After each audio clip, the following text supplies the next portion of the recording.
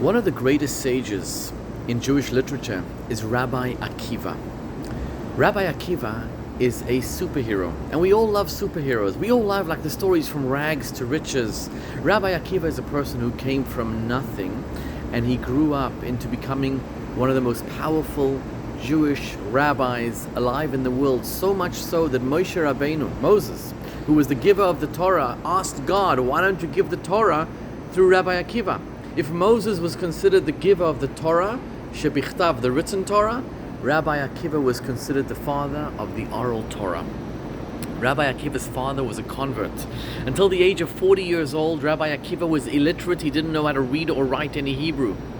At 40 years old, when he married his wife Rachel, he went to yeshiva, he started studying, and he only began his career at 80 years old.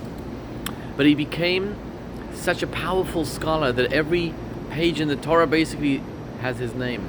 How did he become this? And what message can we learn from this? Rabbi Akiva shares this in Ethics of Our Fathers, chapter 3. Here's what he says. He says, Hakol tzafui, everything is like pre-written. But v'hareshut netuna, permission is granted for you. You have free choice to do what you want. You can decide to do what you want.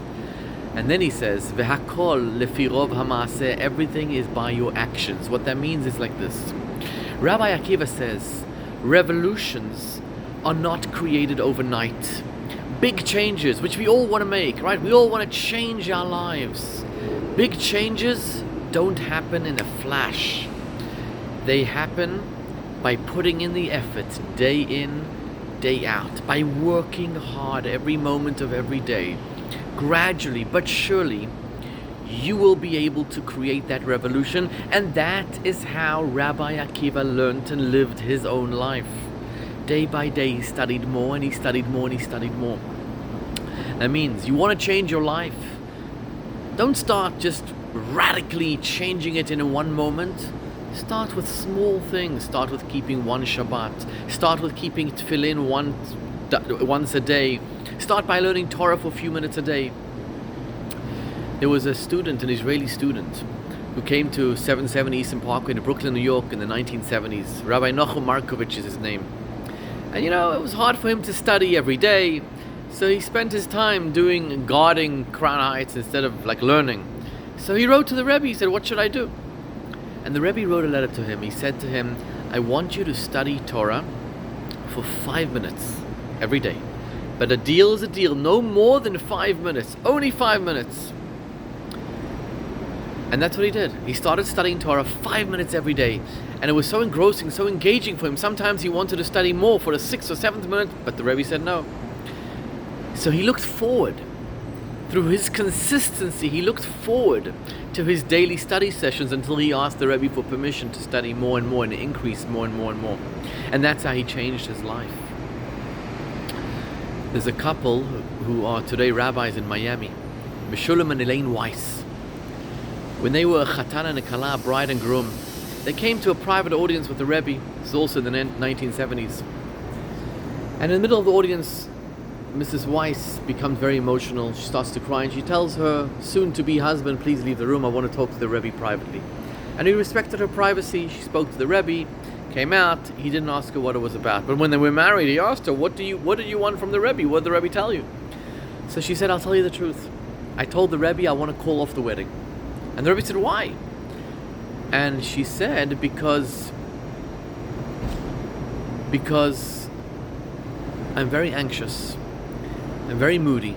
I have no patience. And my husband shouldn't suffer. He's such a good person. He shouldn't suffer because of me. And the Rebbe told her, God should bless you with many, many, many children. And those children shall teach you patience.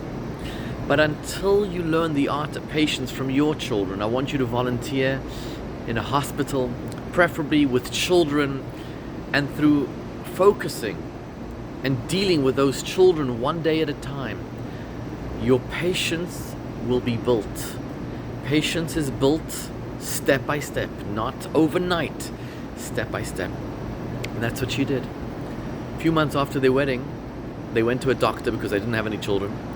And the doctor said to them, after examining them, he said to her, I'm sorry, but you'll never be able to have children. And the husband said to the wife, you know, the Rebbe gave us a blessing, don't worry, everything's fine. Anyway, a few months later, they gave birth to their first child, Mordechai. And the doctor who said they'll never give birth, he was the one who gave birth, who was the gynecologist giving birth. They ended up having no less than 15 children who taught her patience, one day at a time, just like the Rebbe promised. When she was in her mid-40s, she went to see a doctor for a routine test or something, and the doctor said to her, I see you're a religious woman, and I'm so sorry, because according to what I see, you never had children, you can never have children. So she pulled out her phone and she showed him a picture of all her 15 children, which was the Rebbe's blessing that her children shall teach her patience. This is the message we learn from Rabbi Akiva, that revolution, change, comes one day at a time, one step at a time, one small step at a time.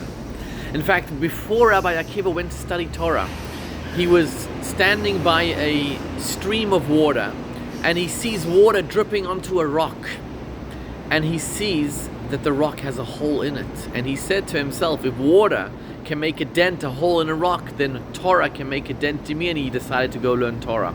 But what did he learn from the story?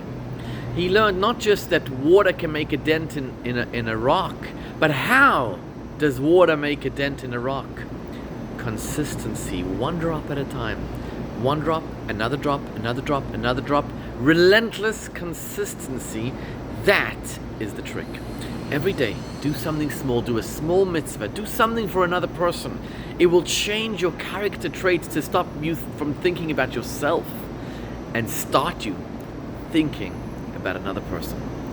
L'chaim v'livrocha, let's go out and change our lives.